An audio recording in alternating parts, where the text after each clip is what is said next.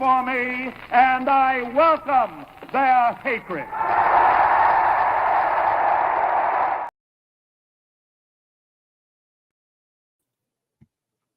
What is up, everybody? This is Hater Radio. My name is Chris McLean. This is a college football media brand dedicated to big college football. I'm here with my co-host, Ian Gibson. How are you, Ian? I'm doing very good. So another round of big-time games. This is the preview show that we do on Wednesdays. We're filming it as of Tuesday afternoon, 12 p.m. my time Pacific, and 3 p.m. Eastern for Ian. But we'll try to be as up-to-date as we can with the injuries for these games, because I know there's games with like quarterback situations in the Michigan USC game, Cam Rising with Utah, and then with SMU with Stone or the other guy, I can't remember his name. But let's dive into these games. So what we do is a preview show and a recap each week, Sunday being the recap, Wednesday being the preview. And then, we cover four major teams, which are USF Bulls in Tampa, Florida Gators, USC, and UCLA, because I live out here in LA. And then we will go over the big games that we think that have either conference implications or the four teams that we cover or playoff implications. And with that, let's get started on the week 4 preview. The first game we have is on Friday between two ranked teams, which you don't really see often, ranked versus ranked matchups on a Friday or Thursday game. It's kind of rare. It used to be something that happened quite a bit back in the day with the Big East, because the Big East used to have a ton of those. I know, Ian, you're probably way too young to remember those, but that was something that I loved a lot of, and it was a huge part of USF, being a part of that. They were on a lot of bad end of those with those Rutgers games, but I don't want PTSD from 2007 again. But they had great games against West Virginia, that Friday night game, and we'll talk about that when we talk about USF in a little bit. But this is a ranked matchup between Illinois and Nebraska. I don't know a ton about Illinois besides the fact that they beat Kansas. Defensively, they seem pretty strong. Offensively, they're a classic Bielema team, and he's built this team off running the ball, which that is what they do. They like to run the ball. They didn't seem to run the ball a ton against Kansas, but they had some success through the air. But they definitely like to run the ball, and a big win against a big team like Kansas goes a long way. And now they're have an opportunity here against Nebraska.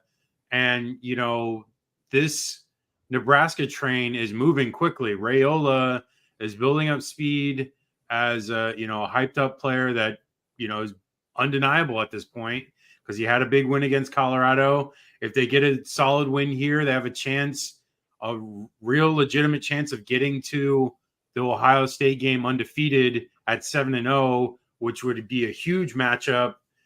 Then I don't think Ohio State would lose that game, but it still would be a huge matchup. And, Matt Rule, in his second year at Nebraska has really done a lot, really seemed to have turned this program around, which, a lot of people have written this program off over the last several years. Bo Pelini had them in decent season records throughout his tenure, but then Scott Frost was terrible. So it's been kind of a program, off, trying to figure itself out. Their fans never left, and they never will. And they were dedicated, and they've stayed with them. And I think the administration found the right guy in Rule. And if he stays, the sky's the limit for this program, because, they don't have, I don't know. It just seems like it's a program that if they have the facilities, which they do now, they have the coaching, They can get kids from all across the country. It's not like it used to be where mainly Nebraska got kids from Nebraska. Now it's like they're able to get from wherever. And if they're building a good enough program, they're going to be competitive against anyone. But as far as the matchup goes, I like Nebraska in this one because it is a home game. And, they've got momentum right now. And so does Illinois. But I think Nebraska is in a better footing than the Fighting Illini. And I think it's going to be close. I'm going to say probably like a 28-21 game, and maybe like Illinois scores that one late to make it closer than it probably is, but it's going to be like a 28, like one score game at the end. But what are your thoughts, Ian? Yeah, with this one, these teams have actually played very similar to each other. They both have a balanced attack, both on the run and the pass, and defensively they are very, very good. This is definitely for Illinois' a prove-it game. Both of these teams, I think this is Illinois' best start since 2011, and for Nebraska since 2016. This honestly could be a prove-it game for both teams. I think what it's going to come down to is that Illinois' defense has done very good against the pass. I think they're like in the top 10 in pass defense. With the exception of Daniels of Kansas, they haven't played, well, even with Daniels, Raiola is a very like drop on a dime kind of passer, and he's still mobile in the pocket, but he's very accurate and he makes good decisions. And I think what they're going to try to do with the game plan is spread the secondary out that Illinois has. So I think it's going to be really close. I think defenses are going to show up, but if Nebraska can limit turnovers and their own mistakes, I think the Huskers will win it. I'm going to go with the Nebraska win. I'm going to go low scoring. I'm going to go 23-20 for the Black Shirts. Yeah, I mean, it just seems like it's going to be a close game just because Nebraska doesn't have like the firepower right now to like blow people out, but they definitely have enough talent with Raiola and some of the other pieces on the team to be able to make a difference. And like you said, you're thinking one score, I'm thinking one score, and it's more than likely. But there's also a chance in that Illinois could surprise us and win this game as well, I think, too. Okay, Saturday games, NC State, Clemson. NC State got battered against Tennessee 2 weeks ago. This is a tough game for them to try to,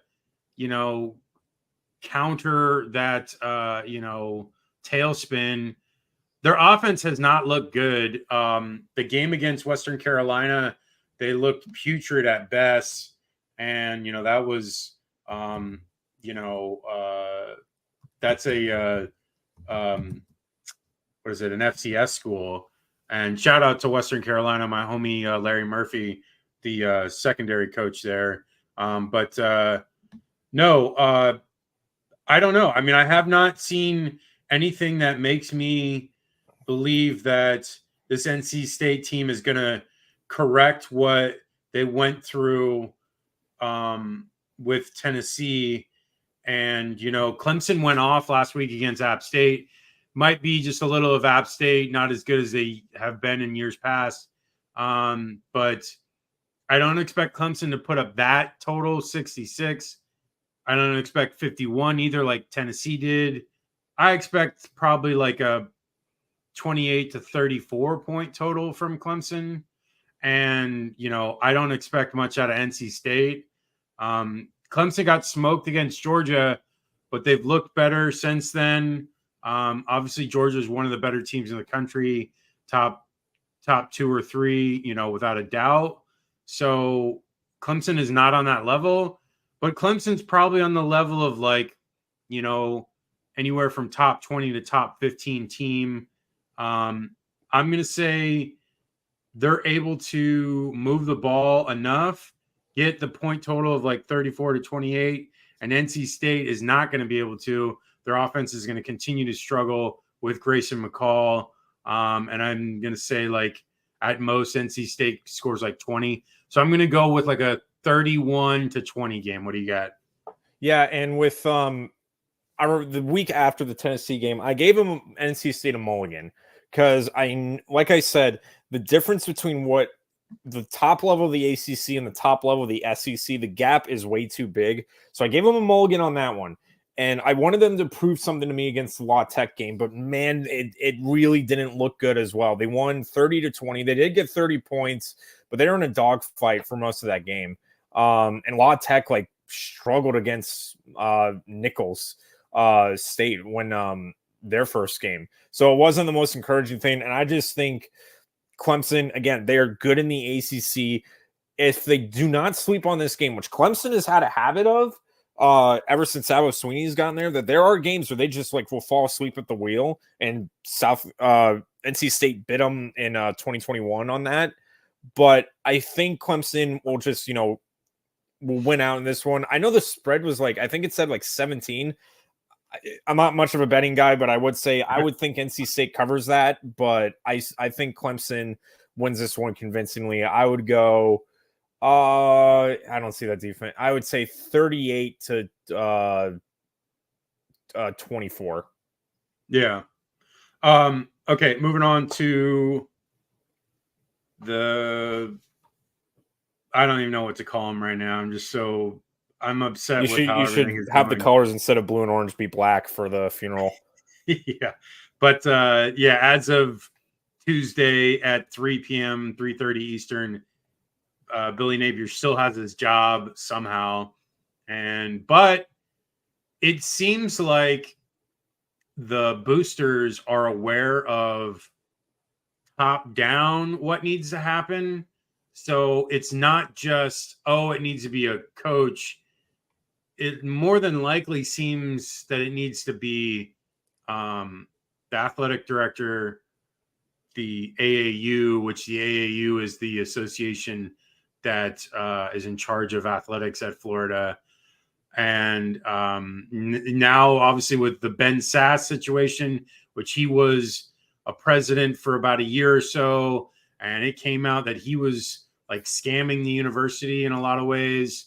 And the old president, Fox, is back. He's the interim president. So honestly, what needs to happen is, first and foremost, they need to get a president, because Fox is not staying. So they need to find someone that is going to be permanent to take over the university. That's not going to be a scam artist like Sass was. And then 2, they need to clean house with the AAU, clean house with the athletic director, and clean house with the head coach.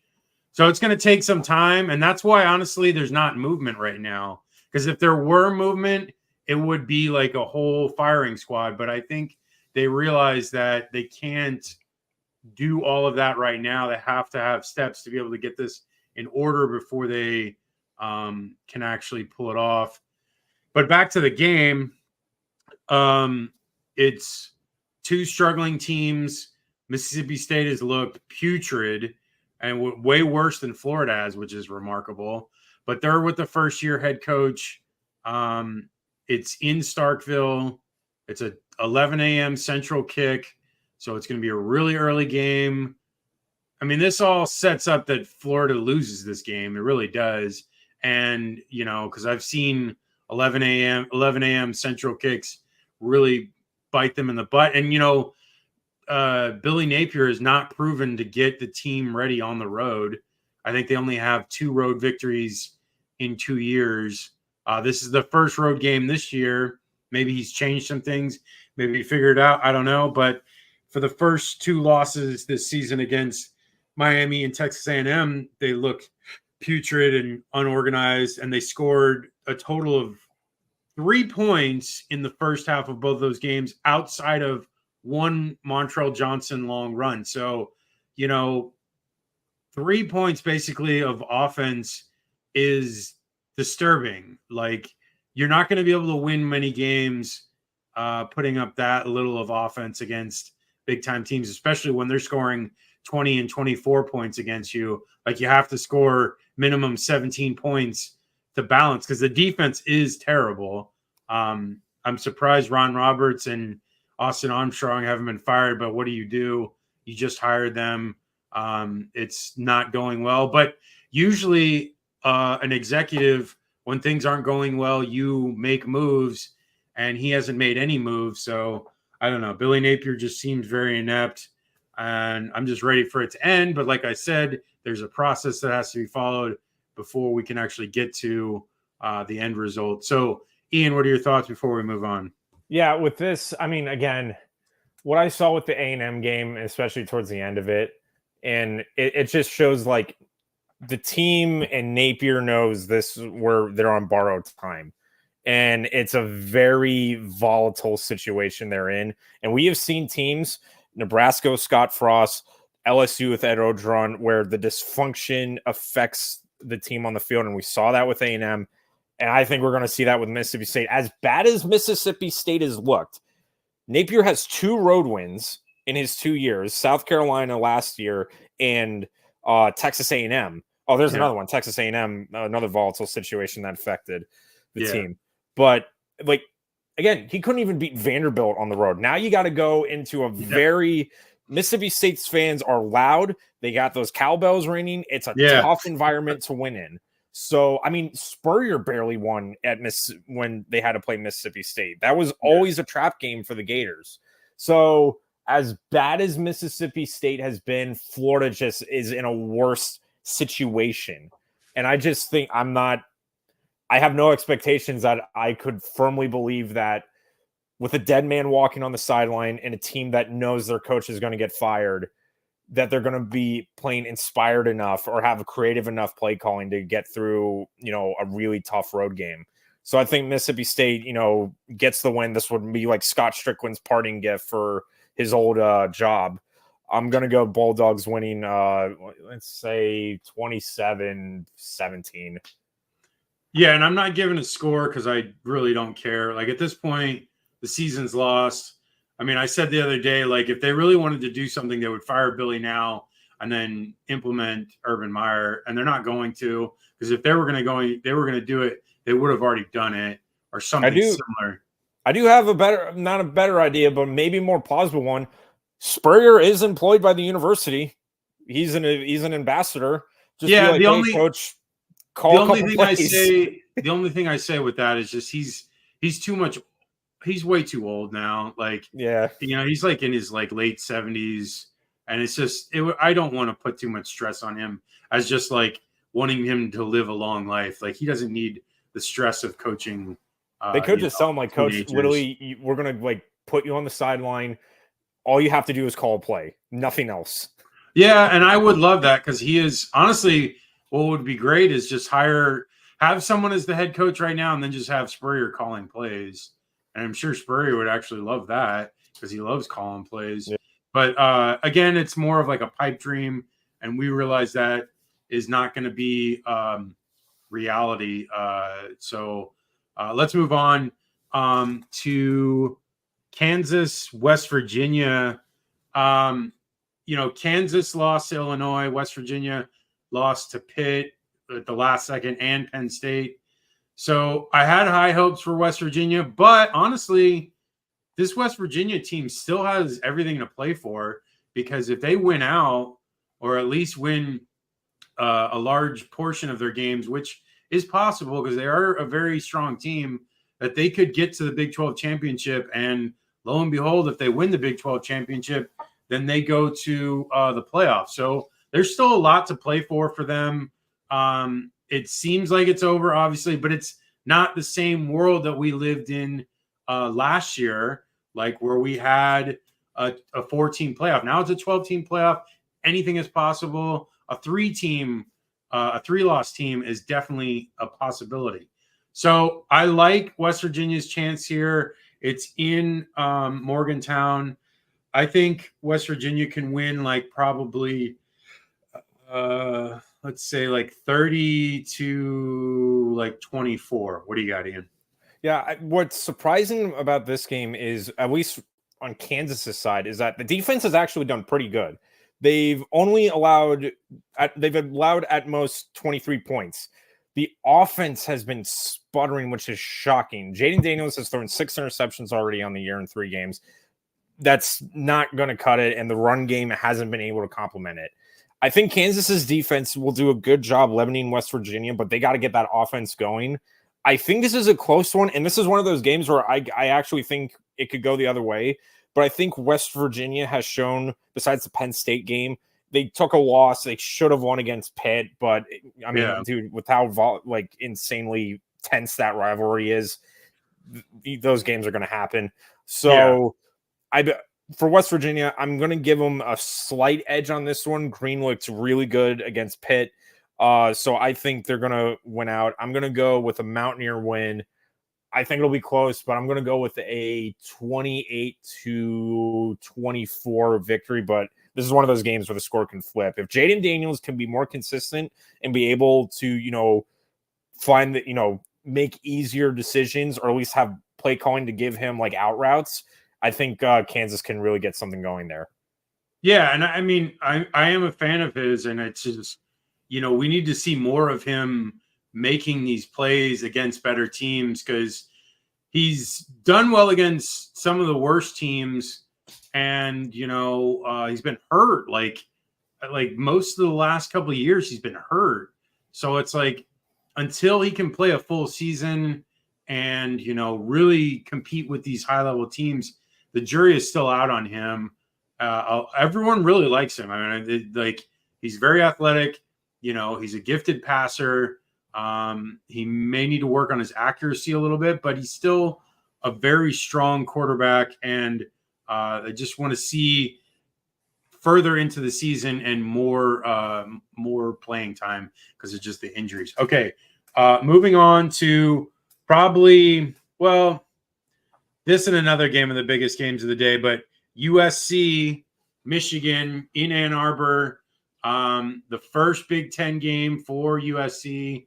It's a big-time matchup against the defending national champion, but this Michigan team is very wounded. They got the brakes beat off of them by Texas in the second week of the season, and now they are going to be starting Orgy at quarterback instead of Dennis,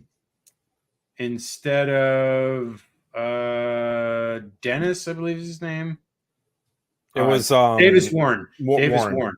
Yeah. So what likely seems to be the possibility is that they're both probably going to play. I know they're just announcing that Orgy's the starter now, but I really feel like that they're both going to be in there during this game.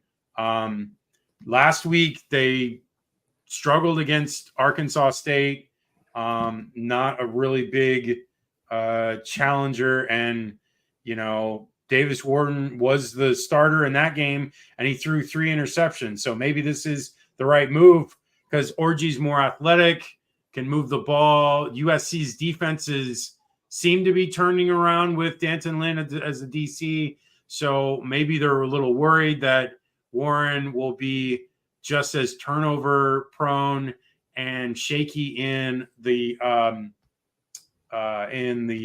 pocket. So I don't know. I'm not the biggest fan of this Michigan team. They ran the ball really well last week against a very terrible team. But then the week before, when they played Michigan, they only ran the ball for 80 yards. And, they were ineffective. Texas is by far the best team in the country. And I will say that. So that is very hard to determine how good this Michigan team is. But I don't think they're very good, regardless of how they did against Texas. Their games against Fresno State and Arkansas State are probably more telling, showing that they struggled against weaker opponents. Fresno State, a group of 5 team, and Arkansas State, I believe an FCS, or maybe did they get bumped up? I think they're an FCS. The Red Wolves, they're D1. Oh, they're SBC. They're Sunbelt, right? Yeah. Yeah, Sunbelt. Yeah, sorry, Arkansas State. But either way, both group of 5 teams, and they struggled immensely against both of them. And Arkansas State is a lower end group of 5 team too, so they should have had their way with them, and they didn't.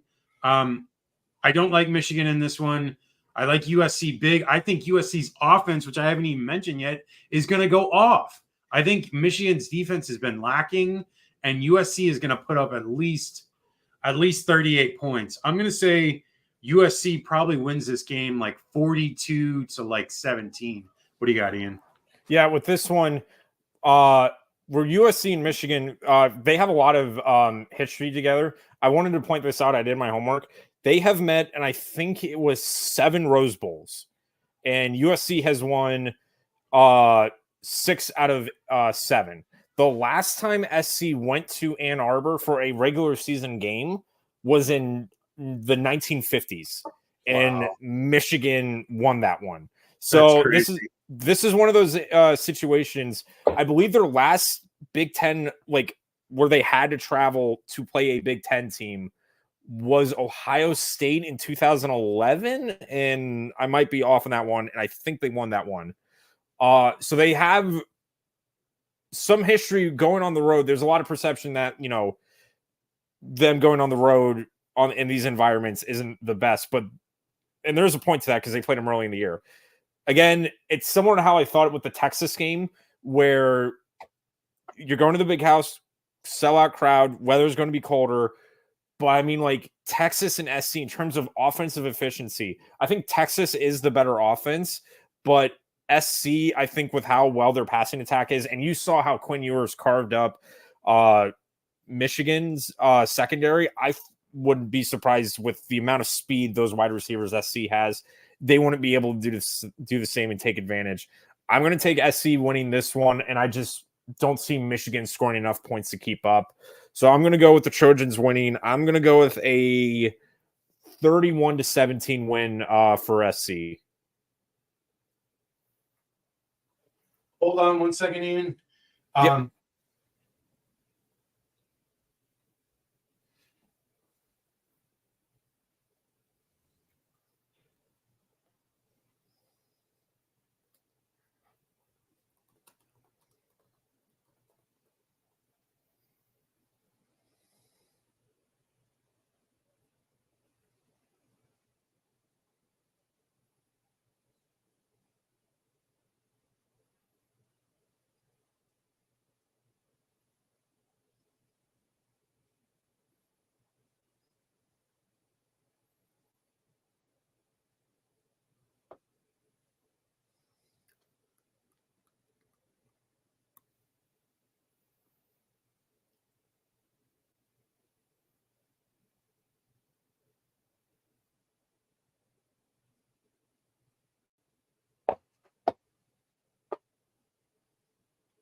Sorry about that. I'll edit in the thing. I just wanted to get the focus right. I didn't have it on manual focus. Okay. All right. Yeah. So USC definitely gonna have a big game here, and you know that sets the stage up for them for the rest of the year, honestly, because they play Wisconsin. They play a UCLA team that's wounded right now, and they play, I think, a Penn State team. But yeah, USC, honestly, they have. I said they were a playoff team to begin the year, and I feel like I was redeemed by saying that because they definitely feel like a really strong playoff team heading into into the midway point into the second half of the season. So I'm excited for them because, you know, last year was such a disappointment, and this year seems like the sky's the limit for them. So, okay, let's move on to another Big Ten team, but this time they're playing in Baton Rouge against LSU. UCLA. You know, I actually went back and looked at this Indiana team that UCLA lost to last week is the 11th best offense in the country. And so, like, you know, yes, it looked bad, but maybe they just had a bad day on defense. And I think that's just what it was. They played against a vastly superior offense that they probably underestimated, which I think all of us did. I don't think anybody even realized how good this Indiana offense is. But this LSU offense is strong, and it's on the road. So this is going to be a much bigger test. Really, the thing that needs to change is the Bruins offense needs to step up. Garber's struggled immensely against Indiana, and he needs to be better. There is no room for mistakes in a game like this. This game is going to be like a 31 to like 24 game at best, because they haven't even scored more than 17 points all year. And so like if UCLA is going to really try to compete with them, they're going to have to hold LSU to like under 24 points, which is possible. USC and D'Anton Lynn did that the first week of the season. I don't envision it here. I think UCLA struggles in this one, and I think they lose. I think LSU wins like, I'm going to say like 31 to like 20. What do you got, Ian? Yeah, so with this one, UCLA on the road, and especially against SEC environments, they have not won a game against an SEC team on the road. And credit, they don't play SEC teams often. Yeah. But they have not won a road game since 2009 when they played Tennessee.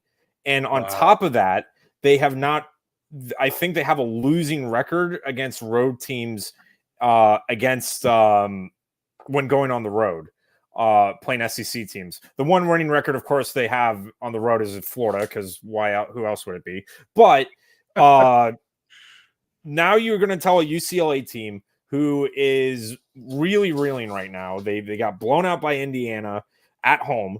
Then they barely scraped by against Hawaii. They somehow won against Boise State. But with how one-dimensional the offense has been, now you have to match that firepower with LSU, who just came off an emotional, roller coaster against South Carolina. I don't see with them going into Death Valley, especially if it's I think it's in the afternoon, but if it's a night game, I'm not predicting too much out of UCLA. It's a 3:30 kick. It's at 3. Okay, so there's a shot, but I think I'm going to go with LSU in this one. I just don't see, because UCLA, their entire offense has been garbers. They haven't been able to really expand on that. So I think with this, I'm going to take the Tigers winning. I'll go, let's go 34-20 for the Bayou Bengals. Okay, let's move on to Georgia Tech, Louisville. Can this Tech team get off the snide after losing to Syracuse 2 weeks ago? This Louisville team is number 19 in the country, but who have they really even played yet so far this year? They beat Austin Peay, Jacksonville State, and that's it. So they haven't really played anybody. This Tech team, beat Florida State that first week, so that win looks less and less appealing as we've gone on. But they were competitive against Syracuse and destroyed VMI and beat Georgia State. So I don't know. This Georgia Tech team is game. I think they have a good rushing attack with King and the running back they have. I can't remember his name, but they look like they can move the ball. Defensively, they've gotten better. This Louisville team, coached by Braum, is solid. I don't know. I don't know what to make of this game. I think it could go either way. I'm going to say it's going to be like a 28-24 game. And I'm just going to say Louisville wins it, because I think Louisville had such a good year last year that they know how to take care of these close games. And I think Georgia Tech is still learning that. But I think this game, like I said, is going to be close. So I got Louisville. Who you got, Ian? For this one, I think it's going to come down to, I think these teams, again, very similar, but Georgia Tech's rushing attack has been really, really good, even in the Syracuse game. And even without that, Haynes Keene can move in the pocket. We know that he can do that, and he's become much more accurate on those play action boot plays. And that is something Louisville hasn't seen yet this year. Georgia Tech knows, like I said, they lost a close one to Syracuse. That was a tough one, but that could have easily gone the other way. If the defense can tighten up and limit Louisville and play keep away like they did against Florida State, I think the Jackets will win this. I am going to take Georgia Tech getting the upset here. Mostly because Louisville, they've only played 2 games, and it's been to some layup teams, and credit, they have looked great against those teams. But now you're playing a battle-tested team that just had 2 ACC teams, Florida State, and they barely lost to Syracuse, and they could have won that one. So I'm going to take the Jackets winning this one. I think it'll be close, but I think with them, playing keep away and chewing that clock, I'm going to go Georgia Tech winning. I'll go close. I'll go 27-21 for Georgia Tech. Yeah, and I like the fact that we both split on this because I think it's that close of a game that either one of these teams could win. And I'm excited to watch it. I know I don't have much going on Saturday, so I'm going to probably have the studio here because I've got my desktop, I've got my 50-inch TV, I've got my laptop, and I've got a tablet too, so I can watch it on 5 different screens. I'm definitely going to be watching that. Dude, the 3:30 hour is the USC Michigan game, the UCLA LSU game, the Georgia Tech Louisville game, and then I believe the Utah Oklahoma State game. And so it's dude, and we're just about to talk about it, but huge games at the 3:30 hour, which I love because I think that's my favorite hour of football is the 3:30. I don't know, just something back to the days of CBS when CBS really conquered that hour, the 3:30 hour for having big time games. Speaking of that Utah Oklahoma State game, let's move on to that. So Utah, I was looking into the injury report for Cam Rising. It was a ring finger, I believe, on his throwing hand, and he had to have sutures, and it looks like he's going to play. According to Brett McMurphy, he said that wide receiver Dorian Singer said that Cam Rising will play. There's some other sources saying that he would return. So it looks more than likely that he's going to play, which is huge for them because they are nowhere near as good without him. He is definitely their best signal caller and gives them the best chance of winning. I am not the biggest fan of Oklahoma State. I didn't think they looked that great against Arkansas. I thought they kind of lucked into that one, and I know we talked about that. And, that just lends itself to luck running out because you can be lucky for a game or two, but if you're trying to run your program on the fact that you're going to luck out against good teams, and they've played 2 bad teams in San Diego, South Dakota State and Tulsa, but Arkansas is a better team with better talent, and they were lucky to win that one. They were very lucky. I think that Utah is going to win this game. I think Utah is going to win probably real close, 28-20, and they may score late. They may score a late field goal to make it an 8-point game. And Oklahoma State is okay offensively, but they didn't look that great defensively. They let Green for Arkansas, run and throw all over them. Cam Rising is a better quarterback than Green as of right now. And, I think if Cam's healthy in this game, he's going to put up at least 250, and they should win this game pretty handedly. What do you got, Ian? For this one, it's going to come, like you said, I think it's going to come down to how the defense will perform, but Utah has done very good defensively this year. I think they're in the top 25 in total defense. Yeah. So they definitely can take advantage of kind of very middling OK State team, especially if they can, the main engine has been Ollie Gordon, and he's actually been very quiet this year, which is surprising. Yeah. They're going to try to feed him again, try to get those outside runs. But if Utah forces Bowman to pass and just play zone, they can win that because Bowman can't scramble as well. So if you make them, go into a passing and play a cover 2 defense, you can jump on them. So I think with that, Utah will win. I think Oklahoma State makes it competitive in the first half, but Utah just wears them out. It is on the road. Utah, we have mentioned they are fantastic at home, but I didn't do the homework, but I can't remember the last time they've actually won a ranked road game. Yeah, so it's probably been a while. It's been a minute.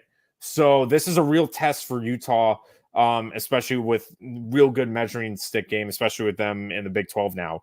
But with Utah, I'm going to take them winning close. Again, this could be one where, because it's on the road, it can be tough for Utah. But I'm going to go Utes winning. I'll go 27-23 Utes. Okay, moving on to surprise game. This would be such a big game, but Vanderbilt, Missouri, both undefeated. Missouri coming off a huge win against Boston College. Vanderbilt earlier in the season beat Va-Tech. These teams are, this could be a really interesting game because Vanderbilt with their quarterback, I can't remember his name. He is definitely, athletic, and he, can move the ball when needed. And, it's not a situation of Vanderbilt in the past where they've struggled to move the ball. But they lost. I thought they were undefeated. They lost to Georgia State. Georgia State. Yeah. Correct myself. I didn't realize that. I thought they were undefeated. But still, this Vanderbilt team is still, sprightly. Pavia, Diego Pavia. That's the guy. Okay, so he has looked good in games. He had like nearly 300 yards against Va-Tech. And then, I think this Missouri team, their defense is solid. Not as probably as good as it was last year, but their offense was able to figure things out against BC and to take that one home. Struggling against a team like Georgia State. I don't know how good Georgia State is. They're in the Sun Belt, right? Yes. And so it's not a good look that Vanderbilt lost to him, but also Vanderbilt is Vanderbilt. So I'm going to say Pavia does well in this game, probably puts up like 200 yards, but that Missouri probably scores like 34 and Vanderbilt probably puts up like 20. So 34-20. What do you got, Ian? Yeah, I think for both of these teams, Vandy, for Vandy, it's built on the speed of Pavia and especially on how mobile he can be finding receivers. The thing is, Missouri kind of already dealt with that with Castellanos and BC.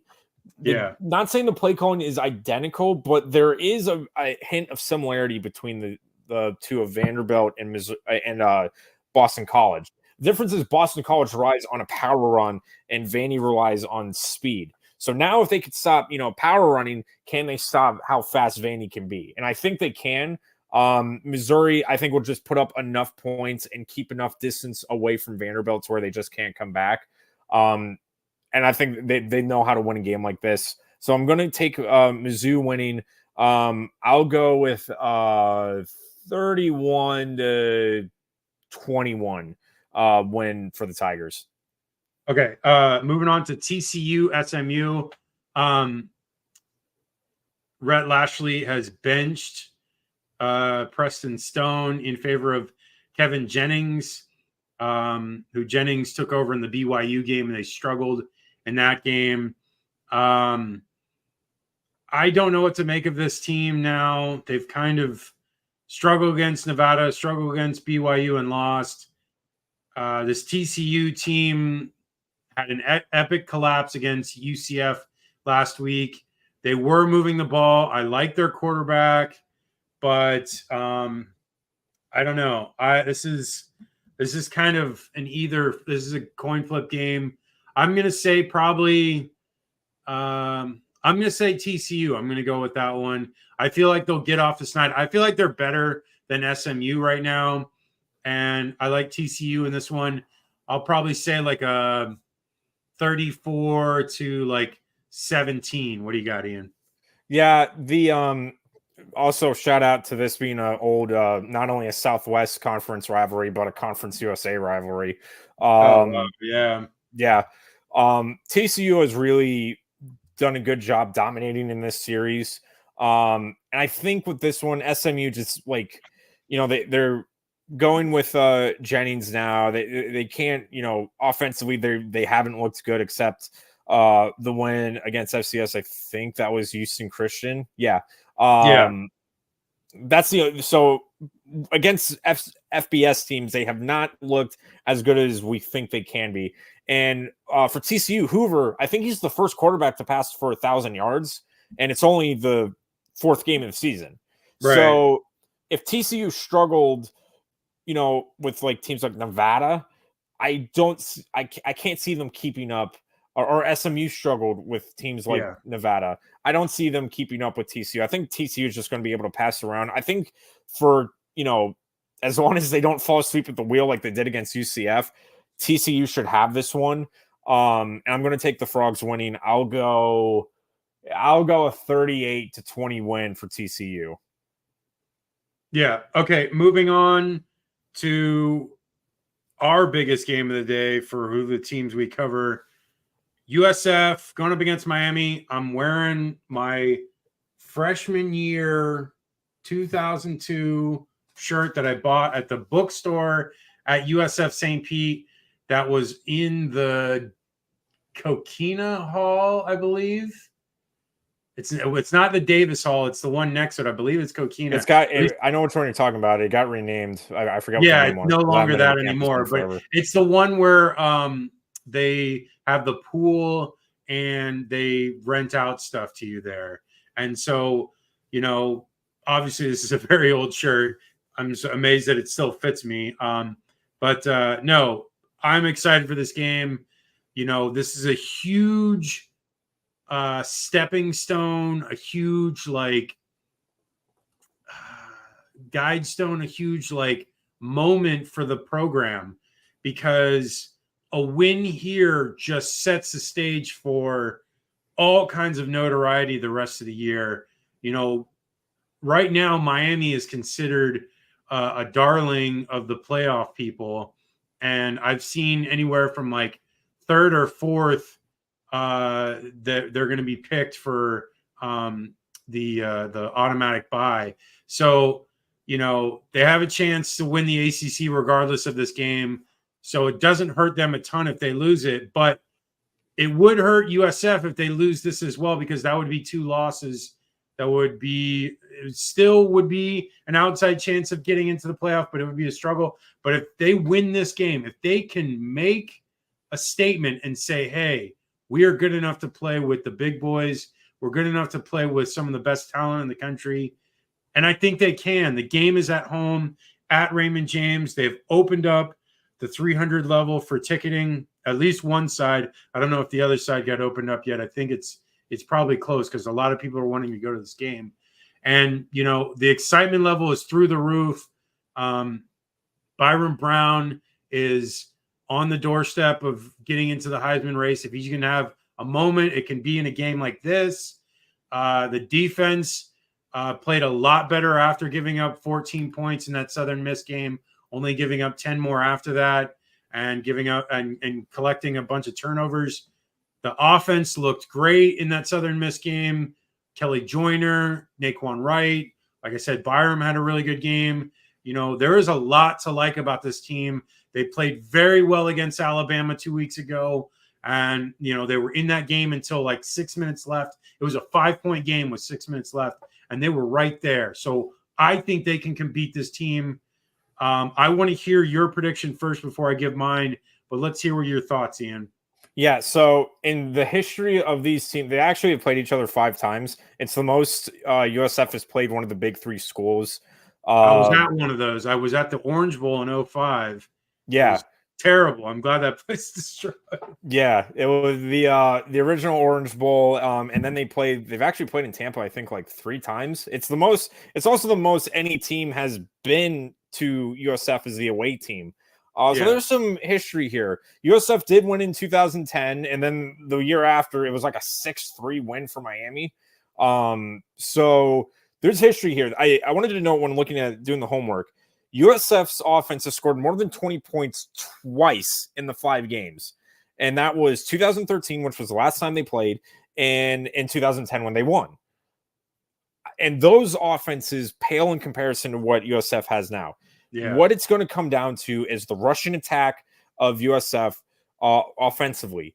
If USF, because we saw Miami's defense, brutally honest, they haven't really played any good offenses yet. Florida is like just a life raft right now. And then you have Florida A&M and Ball State. And they did their job well against those teams. But now you're playing a really, really strong and mobile team. They motion, jet sweeps, either give it to Naquan Wright. And I saw, which I was hoping to see, was Byron Brown on those read options. If they can use that effectively and confuse with those read option plays, USF can put points up. This is going to be the crutch of the game. Can USF's defense? They did a great job responding to adversity in the Southern Miss game. They went down 14-0 when Southern Miss opened up all the kitchen sink against them. And I got real worried it was going to be a replay of the UAB game, the Florida Atlantic game. I was like, oh, please do not let this be a shootout, because they're not going to win if it is down by 14 early. And they adjusted. They did very good. And the same thing with Alabama. They just ran out of gas on that one. I think, though, Cam Ward is going to be obviously their focal point. And the comparison is to Jalen Milroe that USF has played. Jalen Milroe played pretty good, not fantastic, but he made enough plays, especially towards the end, but credit, that was a gas defense. Mobile quarterbacks, USF's defense, we have seen them struggle, especially with the UTSA game last year. And Cam Ward, in my opinion, is the best mobile quarterback in the country. So I think with that, I think USF will try to make it a shootout, but if Miami gets the ball last, I don't see the defense holding up. The defense needs at least like 4 stops, just 4 stops to have a chance, and I just don't see that right now. They could prove me wrong, absolutely. They did great against Bama, but it's going to be really tough for this. This will obviously be the biggest challenge for USF besides the Bama game. And I think they will. They know how important this game is, and they'll rise to the occasion. But in the end, I just think Miami will do more, and they have enough playmakers to get out of Tampa alive. I think it's actually going to be close, but it might be a similar thing with Bama where they just don't have enough gas in the tank to finish it off. I'm going to take the Hurricanes winning this one. I'm going to go with a 31 to let's say like 26-27 game for the Miami. I will counter that Cam Ward is mobile, but he doesn't run the ball a ton. So he had no rushing yards last week, and he doesn't normally run the ball. He just likes to be more elusive in the pocket, which helps him in the passing game. But I will say in that Florida game, which has been his best test so far, even though it was not much of a test, I will say he threw quite a few times, at least 3 or 4 times across his body into the middle of the field. And one had a lucky catch by Restrepo, and then Shamar James picked off one. And then he had multiple times where if it was a normal defense, not this terrible Florida defense, it would have been picked off. So he has been fortunate that he has played terrible teams so far and that he's not been tested truly. And, that's good. He feasted a lot last year on bad teams, and that's what he does. He feasts on bad teams. I get it. But when he comes up against good teams, he struggles. And I think he's going to struggle against this team. I think USF is going to be able to move the ball effectively enough that he doesn't have the ball as much. And if that's the case, that they will struggle as well. I just feel like USF's defense has proved itself the last couple of weeks. I know that Alabama game sticks out because it was 42 points, but you know what?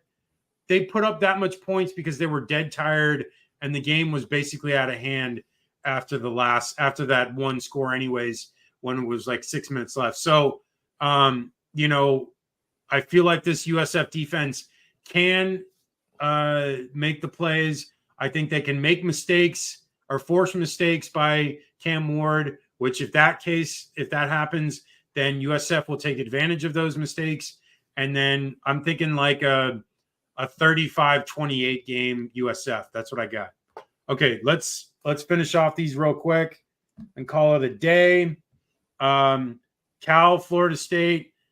I'm just curious, do you think Florida State even puts up a fight in this one? So, okay, two things about this game. One, if you were to tell me the 3-0 team would be Cal and the 0-3 team would be Florida State, right? And on top of that, like literally tell me this last year, not only is this an ACC conference game, but Cal would be the undefeated team and Florida State would be the winless one, I would be like, dude, I want to know what drugs you have because that sounds like a good time. I'm thinking like there's no way, right? There's no way Florida State can lose 4 in a row to start the year, right? This isn't even a prediction. I'm like you gotta think like some light bulb will pop on that they could, you know what, screw it. I'm predicting them to win. What is the fourth time going to do for me? Florida State wins on a freaking safety. Let's go like 12-7 Seminoles. Actually, that would be 12-10. Hey, there you go. They went on a safety. Okay. Moving on the last two. This is a big one. Tennessee, Oklahoma. Tennessee, like I said, only has faced NC State. The other two games were against some tomato cans. The NC State offense was very weak, but they had 3 turnovers that helped Tennessee in that game. But Nico also had 2 picks. So I think Oklahoma struggles a lot lately. They struggled against Houston. They looked a little bit better against Tulane, but Jackson Arnold, I don't know. He was a 5-star recruit, hasn't looked the best, hasn't been like someone that stand out. He can run the ball. I think he had like over 100 yards against either Tulane or Houston. I think it was Tulane. And, he's looked good on the ground. Does that continue against Tennessee, who has a pretty decent defense? This is both of these teams' first real test, both undefeated. Oklahoma's first SEC game. It's in Norman. I think I like Oklahoma because it's in Norman. And I think, Josh Heupel's return to Norman, where he was, the national championship winning quarterback and the offensive coordinator for a period of time. This is going to be tough for him. It's going to be an emotional game for him, but he's the coach, so that like kind of negates things because he's not playing. I still think this Tennessee team is not ready for prime time. I think they're going to lose this game, and I think OU wins like probably 27-20. What do you got, Ian? So here's the interesting thing. Since Heupel has been hired at Tennessee, he has yet to win a road ranked game. And I'm trying to remember the last time. I think it's literally been over 40, 50 games.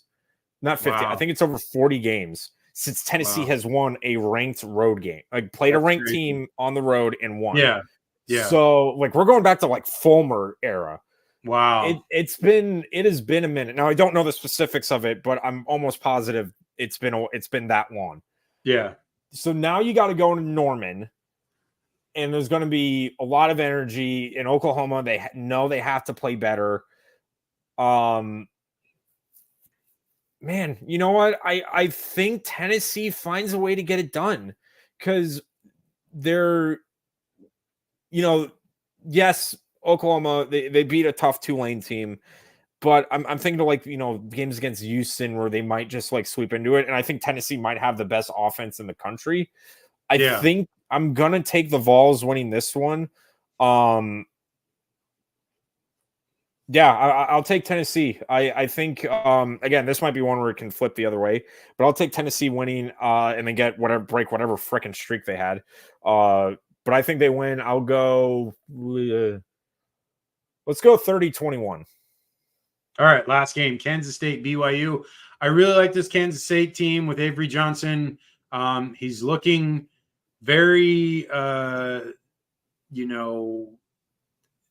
don't know how to describe it. He's very poised in the pocket. He's efficient. He runs the ball very well. He's fast. He's a sturdy guy, so he can take on hits. This BYU team has been, solid, but I think this Kansas State team is just going to take it to the next level because they beat Tulane on the road. They just beat Arizona, and now I feel like they'll beat this BYU team. And if they beat them, then they have a lot to play for this, the second half of this season. And so I got Kansas State in this one. I'm going to say like 34-17. What do you got? Yeah, with these two, you got Cougars and Wildcats going at each other, so it'll be fun. And Provo is a tough place to win at. Oh, yeah. But I think K-State, they have enough experience in this one. I think they'll get it done. I think this might be another close one, but I'm going to take Wildcats winning. I'll go with a 28-22 win for K-State. Nice. Okay. That is the show. We're excited about these games coming up this weekend. A lot of big time games. We'll have the show on Sunday, 8 p.m. Eastern, 5 p.m. Pacific. You can find it on YouTube Live, which will be at Hater Radio to find that, on X, Twitter, Facebook, not X, Twitter, Instagram, Threads, and TikTok. You can find us at Hater_radio for Facebook. It is Hater Radio CFB. Ian, what are your socials? Yes, at Instagram, Twitter, and YouTube, it's at G_Gator_G. Yeah, so like, subscribe, follow, comment, help us out in the algorithm. It really supports us. And, we're over 500 subscribers on YouTube, so this thing is really cooking. And so we'll talk to you then. Enjoy these games and have a good weekend.